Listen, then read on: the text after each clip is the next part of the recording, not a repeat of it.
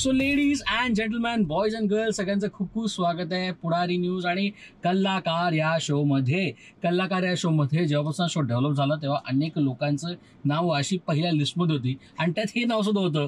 त्यामुळे आज ते पॉसिबल होत आहे इन द न्यू कार. तुम्ही खूप खूप स्वागत आहे कलाकार मध्ये. Thank you so much. So welcome सगळ्यात अगोदर, कारण मला माहिती आहे की तुम्हाला गाडी ड्रायव्हिंग, मुंबई पुणे, तुमच्याकडे अनेक किस्से असतील गाडींचे. त्यामुळे कलाकारमध्ये खूप खूप स्वागत आहे. Thank you so much. त्यामुळे शोचं नाव कल्ला आणि कार आहे. सुरुवात आपण कार पासून करणार आहोत. ओके. ड्रायव्हिंग व्हील कधी हाती आली, कधी ड्रायव्हिंग करू लागला, your car tell me that. So driving झाली आता एक 10-12 वर्ष ऑलमोस्ट ड्रायव्हिंग करतेय. राईट. म्हणजे इंजिनिअरिंग झाल्यानंतर जेव्हा मी जॉब करत होते मधले 2-3 वर्ष, तर तेव्हा मी पहिल्यांदा गाडी चालवायला लागले. Very true. आणि गाडी चालवायला लागले म्हणजे काय शिकले प्रॉपर, कारण मी काही ताईसारखी तेव्हा तेवढी बिनधास्त नव्हते. राईट. सो मी प्रॉपर शिकले. 1-2दा ताईची जुनी. सो काय लहान बहीण असताना जनरली सगळ्याच गोष्टी ह्या जुन्या मिळतात. पहिल्या म्हणजे ताईची ऍक्टिवा माझ्याकडे आली, ताईची पहिली स्विफ्ट डिझायर जी होती ती माझ्याकडे आली. मग की आता तूही चालव म्हणून. मग त्याच्यावर प्रॅक्टिस झाली वगैरे वगैरे. मग मी 1-2दा ऑफिसला जेव्हा, आणि पुण्यात गाडी चालवणं म्हणजे डोक्याला ताप आहे, कारण रस्ते छोटे, त्याच्यात 2 व्हीलर्स कुठूनही कशाही कधीही येतात. त्याच्यामुळे ऑफकोर्स पुण्यात जरा ताप होतो गाडी चालवताना. सो 1-2दा असं झालं की पावसाळ्यात गाडी बंद पडली स्पीड ब्रेकर वगैरे. मग मी घाबरले. माझ्या भावाला फोन केला की ऐक ना, मला प्लीज घ्यायलाय, मला जमत नाहीये गाडी, मला खूप भीती वाटतेय गाडी चालवायची. असं करून करून सुरुवात झाली. पण मग एकदा जेव्हा मुंबईत आले तेव्हा मला गाडीचं महत्व खूप कळलं. कारण मुंबईत पुण्यातनं जेव्हा आपण येतो तेव्हा पहिली गोष्ट लोकलची अजिबात सवय नसते. त्यात आमचं शूट असायचं मडमध्ये, की लोकलची सवय करूनही उपयोग नाही, काहीच संबंध नाही. सो तुम्हाला मालाडपासून पुढे कंपल्सरी काहीतरी रिक्षा किंवा कुठल्या तरी गोष्टी हातात असायलाच लागतात. त्याच्यामुळे तेव्हापासून मग मला मुंबईत आल्यानंतर खरी गाडीची सवय झाली. आणि मुंबई पुणे करायला लागल्यानंतर तर मग काय, मग ती झालीच. म्हणजे आता गाडीशिवाय अजिबातच जमेना असं झालंय. म्हणजे स्वतःची गाडी हातात असणं हे खूप बरं वाटतं आणि एक सेफ वाटतं. दरम्यान रात्री अपरात्री कुठेही कितीही वाजता शूट असलं तरी बाबा आपण आपले आपले घरी येऊ शकणार, कुणावर अवलंबून नाही राहावं लागणार आहे. असं ते सेफ फिलिंग गाडीबद्दल नेहमी असतं. पण या सगळ्यानंतर ती कुठली गाडी आहे ज्यांनी अनेक गोष्टी गौतमीच्या आयुष्यातला पाहिल्या आहेत, त्यांनी अनुभवल्या आहेत? मग त्या गाडीत तुम्ही बसून हसला असाल, तुमचे स्ट्रगल्स, तुमचा प्रवास, ती गाडी कोणती आणि ती खूप जवळची होती? सो माझी पहिली गाडी ब्रेझा होती. माझी पहिली गाडी मारुती ब्रेझा. आणि माझी खूप लाडकी गाडी आहे ती, अजूनही ती तेवढीच लाडकी गाडी आहे. म्हणजे मी त्या गाडीत बसून हसले. तू म्हणालास असं की हसलीये, रडलीये, फ्रस्ट्रेट झालीये, चिडचिड खूप झालीये त्या गाडीमध्ये. सो त्या गाडीनी माझा सुरुवातीचा जो सगळा पल्ला होता ना इंडस्ट्रीत, एक परत नव्याने आल्यासारखा, तर तो सगळा पल्ला त्या गाडीनी खूप पाहिला. खूप उगाच जोरात चालवणं, वाटेल असे कट मारणं, या गोष्टी मला आवडत नाही. आणि मी खूप शिस्तीत, म्हणजे मी लेन कट नाही करत जनरली, किंवा मला सिग्नल सर्व सिग्नल पाळते मी. म्हणजे मला राग येतो त्या लोकांचा जे 3-2-1 मागणं हॉर्न वाजवायला लागतात. आणि आणखीन एक लोकांचा राग येतो जे मुली गाडी चालवतायत म्हणून एक जज करतात ना, की असं पाहून वगैरे होतात की काय वगैरे. काय संबंध आहे मुली गाडीवर? हा म्हणजे अजिबात खूपच राग येतो. आणि त्यांना असं वाटतं की मुलींना येत नाहीत गाड्या, किंवा अरे बाई यांना चालवणारी वगैरे असं म्हणणारे लोक. तर मला असंच वाटतं ना की लाव, चल तुझ्या मध्ये घालते गाडी मी, म्हणजे कळेल तुला. मग मी त्यांना टशन देते. मी शिस्तीत टशन देते अशा लोकांना. पण आता या टशन वगैरे मध्ये मला सांगा, जर आता कारण फक्त आज गौतमी आपल्या सोबत आहे, त्या आपल्याला ड्रायव्हर आता छान ड्रायव्हिंग करतायत, तर गाणी पण गात असाल ना तुम्ही गाडीत तुमच्या? हो. ते कुठल्या गाण्याचे तुम्ही नेहमी गुणगुणता? तुझं favourite song Wien you go for drive? So मला ना अगदी करायला, मला स्पेशली आता पावसाळ्याचा सीझन आहे म्हणून, सो माझी सीझन वाईज गाणी आहेत, वेगवेगळ्या प्लेलिस्ट आहेत माझ्या. मी कधी जर का सॅड मला वाटत असेल तर मी एक वेगळी प्लेलिस्ट केली आहे सॅड नावाची. किंवा एक माइंड नावाची एक माझी प्लेलिस्ट आहे की जेव्हा सगळी अशी रोमॅन्टिक आणि छान गाणी मी सतत त्याच्यात ऐकत असते वगैरे. तर आता बिकॉज पावसाळा आहे आणि छान असं एक मस्त वातावरण, माझं लाडकं वातावरण आहे पावसाळ्याचं खूपच. तर त्या वातावरणात मला संदीप खरेची गाणी गायला खूप आवडतात. कारण ते ना एक नॉस्टॅल्जिक फिलिंग आहे थोडस. दूर दूर नभ पार डोंगराच्या माथ्यावर, दूर दूर नभ पार डोंगराच्या माथ्यावर, निळ निळ गार गार पावसाचे घरदार, सरीवर सर सरीवर सर, सरीवर सर, सर सर सर सरीवर सर. हे किती भारी आहे, लाडकं गाणं सुपर गाणं आहे ना? किती भारी गाणं आहे. हो, खूप गोड आहे हे गाणं. पण आता आपण प्रवास करतो आणि आता आपण प्रवासाविषयी बोलणार आहोत, पण सुरुवात आपण रिसेंट गोष्टी नाही करूया. जे नाटक आता प्रचंड लोकांना आवडतंय, Yes. अनेक मोठमोठ्या कलाकारांना नाटकाचं कौतुक केलंय आणि ऑडियन्स पण त्या नाटकाला बऱ्यापैकी आणि चांगल्या रित्या मध्ये आनंद घ्यायला येतोय. How proud of you. त्या नाटकाबद्दल काय सांगा? खूप भारी वाटतंय, कारण खरं सांगू तुमचं नाटक चालणं ही खूप महत्वाची गोष्ट वाटते मला. कारण आधीचं नाटक खूप सुंदर होतं आमचं. Exactly. गालिब गालिब. पाहिलंय आय गेस. So true. पण तेवढं ते समावून नाटक पकडलं गेलं नाही, म्हणजे किंवा ते लोकांपर्यंत नावामुळे म्हण अनेक गोष्टींमुळे त्यावेळेला पोचलं गेलं नाही नाटक. पण आता या नाटकाच्या बाबतीत तसं झालं नाहीये. लोकांपर्यंत पोचतंय ते नाटक प्रचंड. आणि आत्ताच्या नाटकांमध्ये एक हॉरर झोन असलेलं नाटक, की जरा भीतीदायक आणि काही इफेक्ट्स स्टेजवर घडतायत. लोक म्हणजे अनेकदा आम्हाला मजा येते हे पाहायला नाटक चालू असताना सुद्धा, की काही पॉइंटला लोक जेव्हा किंचाळतात किंवा असे उडतात ना, तर ते प्रेक्षकांकडे आपण असे दिसत नसले प्रेक्षक तरीही पटकन असं दिसतं की प्रेक्षक उडले किंवा काहीतरी घडलंय समोर असं. तर ते जे घाबरतात ते पाहून घाबरतात हे पाहून मजा वाटते हे म्हणणं फार contradictory आहे. पण आपलं नाटक त्यांना आवडतंय, कुठे ना पण कुठे नाटक आवडतंय त्यांना आणि त्यांना त्या सगळ्या गोष्टींची म्हणजे आम्हाला अनेकदा या कॉम्प्लिमेंट्स आल्या की म्हणजे एखादा सिनेमा घडतोय समोर असं तुमचं नाटक वाटतं त्या सगळ्या इफेक्ट्समुळे, त्या आवाजांमुळे. कारण हॉरर नाटकामध्ये स्पेशल इफेक्ट्स काही आणि तुमचे साऊंड इफेक्ट्स हे फार महत्वाचे असतात. पण तुमच्या आयुष्यात नाटकं प्रचंड छान आली. म्हणजे गालिब सारखी सुद्धा एक छान कथा, चांगली संहिता अशी आपल्या आयुष्यात येणं आणि मालिकेच्या नंतर येणं हे सगळ्यांसोबत होतं, जे तुमच्यासोबत झालं. फिलिंग प्राऊड अबाउट इट, की तुमचं सिलेक्शन किंवा तुमच्याकडे जी कामं आली ती त्याच रीतीने चांगली आली जेव्हा तुम्हाला रंगभूमीवर काम करायचं होतं. हो, म्हणजे मला मी दरवेळेला ना आतापर्यंत माझ्या लकला खूप नशिबाला शिव्या घालायचे. आपल्याला म्हणजे आपली सिरियल आली आणि तेव्हाच बरोबर करोना आला, असं झालं आणि बरोबर आपल्याच वेळेला असं असं झालं. सो अशा अनेक गोष्टी मी पूर्वी क्रिबिंग म्हणतो ना आपण, थोडंसं स्वतःला कोसणं असतं तसं मी करायचे. पण स्पेशली गालिब जेव्हा मिळालं ना, तेव्हा मला असं वाटलं, म्हणलं चिन्मय दादाला वाटलं की या रोलसाठी आपल्याला विचारावं.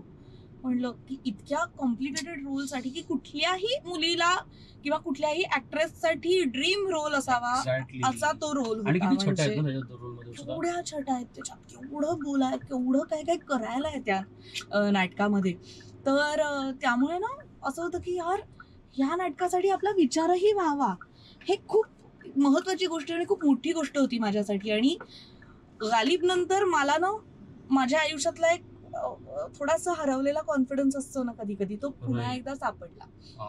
म्हणजे त्याचं जे कौतुक झालं, त्या नाटकाचं जे कौतुक झालं, किंवा जे जे लोक पाहायला आले त्यांनी ज्या ज्या गोष्टी सांगितल्या, किंवा अर्थात अवॉर्ड्स मधनं सुद्धा कॉम्प्लिमेंट्स मिळाल्या. सो त्या नाटकाने मला ना पुन्हा एकदा तो एक हरवलेला कॉन्फिडन्स दिला की बाबा आपण करू शकतो. सो खऱ्या अर्थानं नाटक तुम्हाला छान मिळालं, तुम्हाला ते करता आलं. पण खऱ्या अर्थानं एक मालिका, आता ज्याचा तुम्ही उल्लेख केला की ज्यावेळी कोविड होतं तेव्हा सुद्धा तुम्ही एंटरटेन केलं. त्या मालिकेची जोडी, त्या मालिकेचं फॅमिली लोकांना प्रचंड आवडली. आणि मला असं वाटतं दॅट वॉज ते शेवटचं मालिका होती त्याच्या सगळ्या फॅमिली मेंबरचे कॅरेक्टर्स, प्रत्येक कॅरेक्टर हे वेगळे होते आणि लोकांना प्रत्येक कॅरेक्टर आवडले.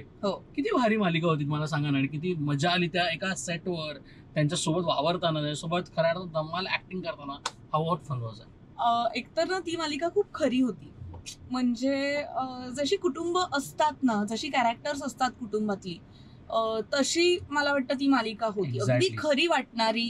घर म्हणजे ती का आवडली लोकांना तेव्हा एवढी, तर ते खरं वाटायचं. असे लोक असतात आपल्याकडे. जनरली काय होतं की कुठल्याही मालिका या थोड्या स्त्री प्रधान जास्त असतात.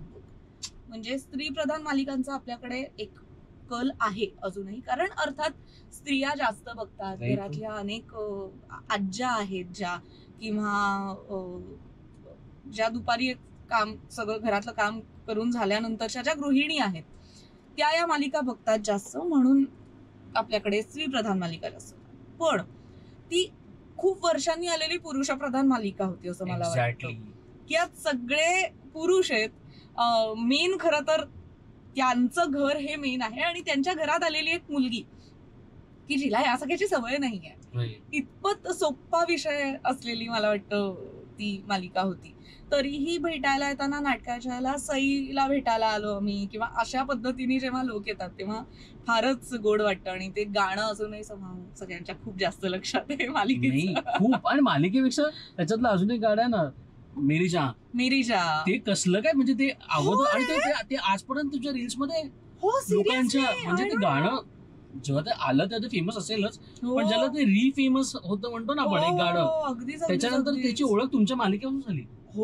Let's face it, yes it was. हो, म्हणजे आणि फ्रॉम नोवेअर ते अचानक खूपच हिट झालं रे गाणं, की एक तर माझं खूप लाडकं, म्हणजे आम्ही ते गाण्यावर कसे आलो माहितीये ना, ते इतकं सहज आम्ही म्हणता इथे कुठं जे गाणं तिने गायला पाहिजे किंवा कुठलं असं करत आपण हे गाऊयात का, इतपत सोपं ते गाणं आलं.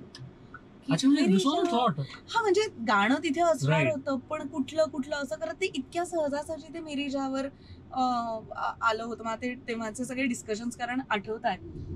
मेरी जान मुझे जान कहो, मेरी जान, मेरी जान, मेरी जान,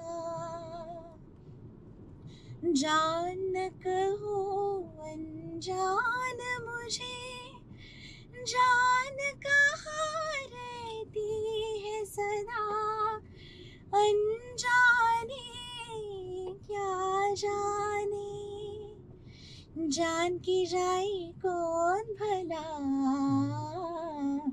मेरी जान मुझे जान कहो, मेरी जान, मेरी जान, मेरी जान.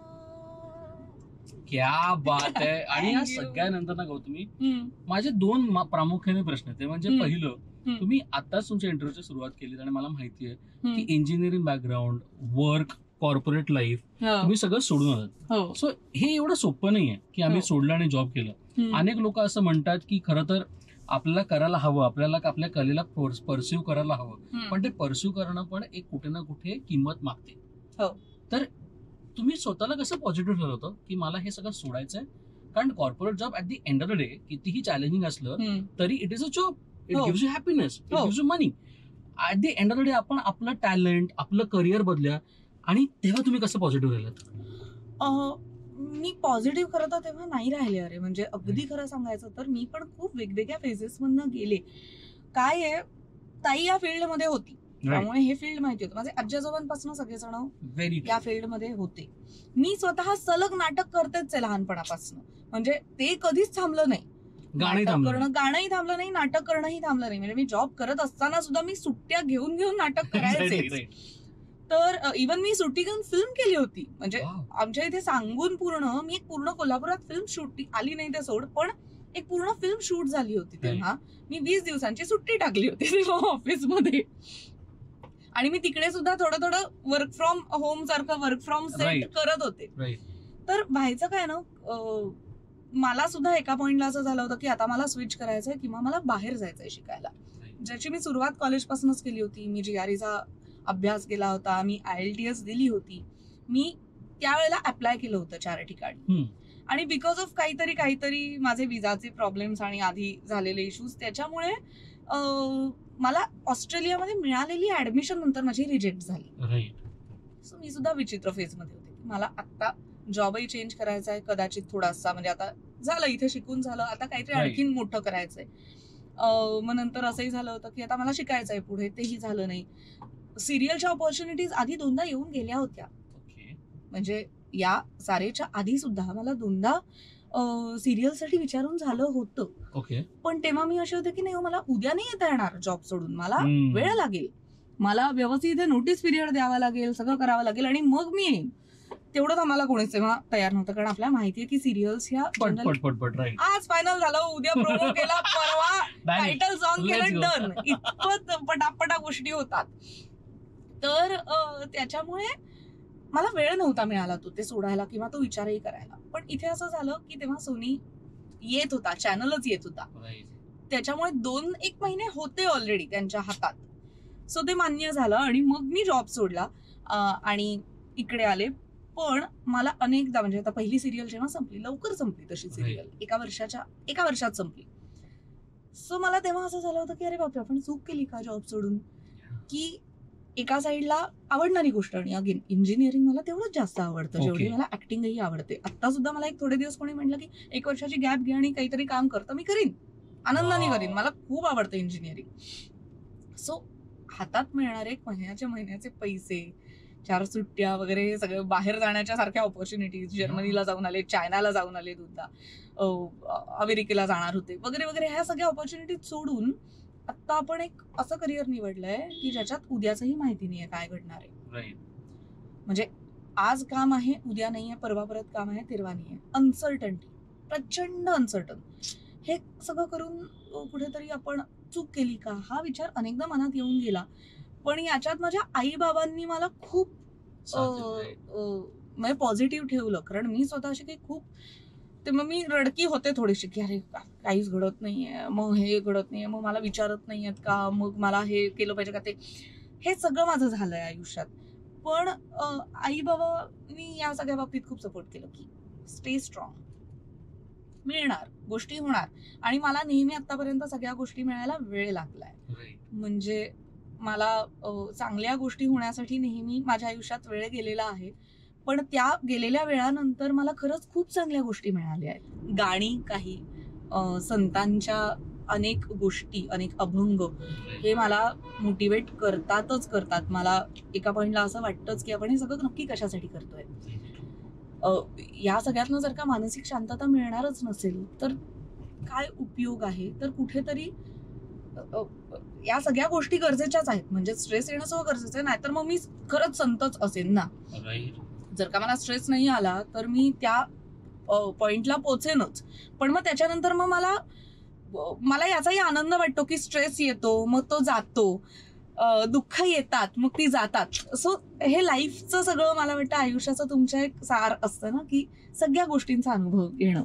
आणि ते प्रत्येक गोष्टी आपण त्या चांगल्या ताटासारख्या असल्या पाहिजे ना, सगळ्या गोष्टी असल्या पाहिजे. सगळ्या गोष्टी म्हणजे ते मीठही असलं पाहिजे, थोडं लोणचंही असलं पाहिजे, त्याच्यात गोड पण काहीतरी पाहिजे.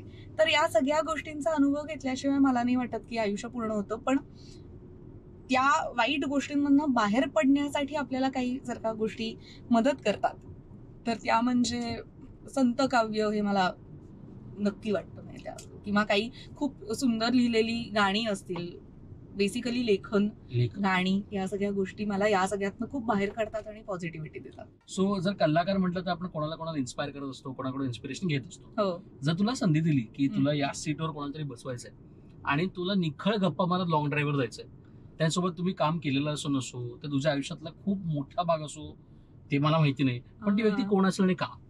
वाव, इंटरेस्टिंग प्रश्न आहे हा खूपच.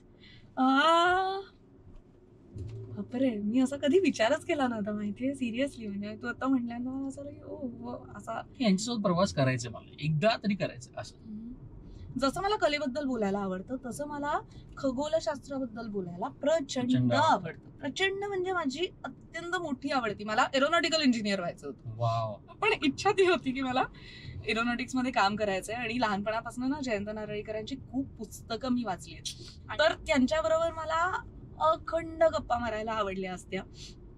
आणि एक दुसरी व्यक्ती म्हणजे अर्थात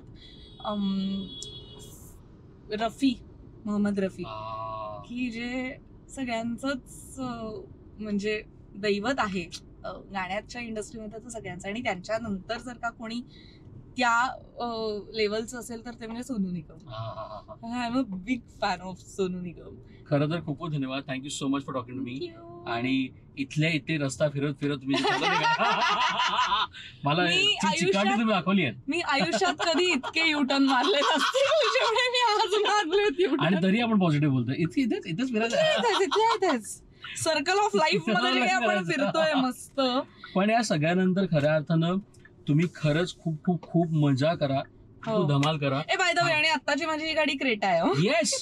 आता कार्यक्रमात जाता माझा एक प्रश्न राहिलाय तुमच्या दोघींचा, म्हणजे उर्मिला आणि तुमचा, पुन्हा एकदा मारामारीचा व्हिडिओ किंवा एकमेकाला त्रास देण्याचा व्हिडिओ कधी बाहेर आउट येतोय ते प्लीज सांगा प्रेक्षकांना. अरे त्यांचा वाढदिवस पण आहे. कालच टाकलाय मी व्हिडिओ तिच्या वाढदिवसासाठीच. चांगले व्हिडिओ का नाही टाकत तुम्ही एकमेकाला प्रेस करण्याचे वगैरे?